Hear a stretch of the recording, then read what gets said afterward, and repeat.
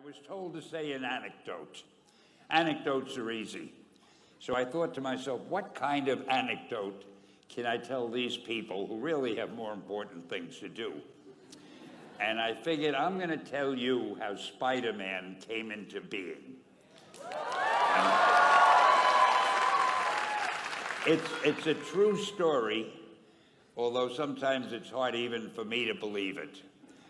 But we had already done the Fantastic Four and I think maybe the X-Men, I can't remember the order, but my publisher came to me and he said, Stan, I want you to come up with another superhero. So I said, okay, and I went home, and when my publisher said do something, I'd better do it because I wanted to keep my job. I thought, what can I come up with now? And the most important thing in a superhero at first is the superpower. Once you get that, everything else comes along. So I thought, what power will I give a new guy? And I saw a fly crawling on the wall. And I said, hey, if I could get a superhero that could stick to walls and crawl on them, man, that would be cool. And I thought that was good. Now I needed a name. So I said, well, let's see, Fly Man, Mosquito Man. I got down to Spider-Man. Spider-Man. It just sounded dramatic. So, okay, I had my hero.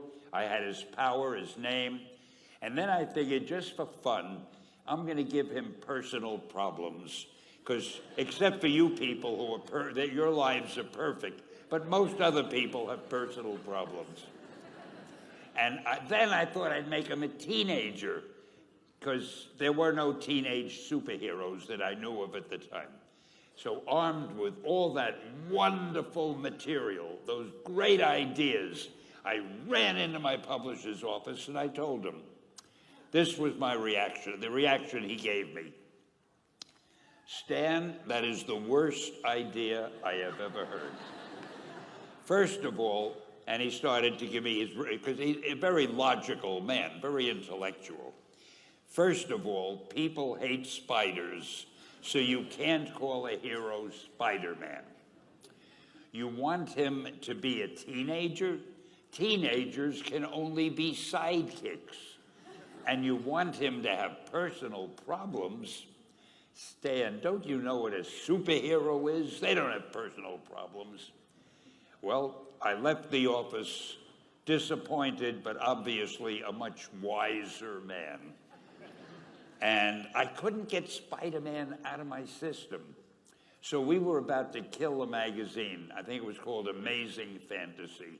It wasn't selling well, and we were sending the last issue to press. When you do the last issue of a magazine, nobody cares what you put in it because the book is dying.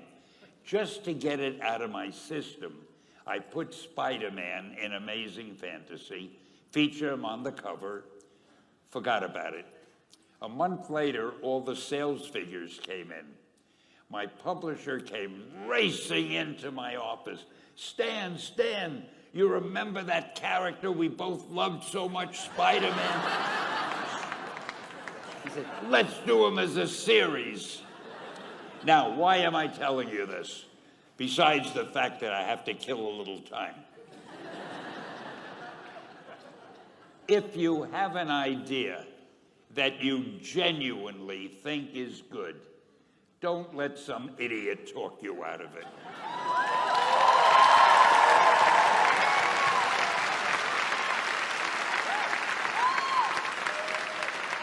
Now, that doesn't mean that every wild notion you come up with is going to be genius, but if there is something that you feel is good, something you want to do, something that means something to you, try to do it.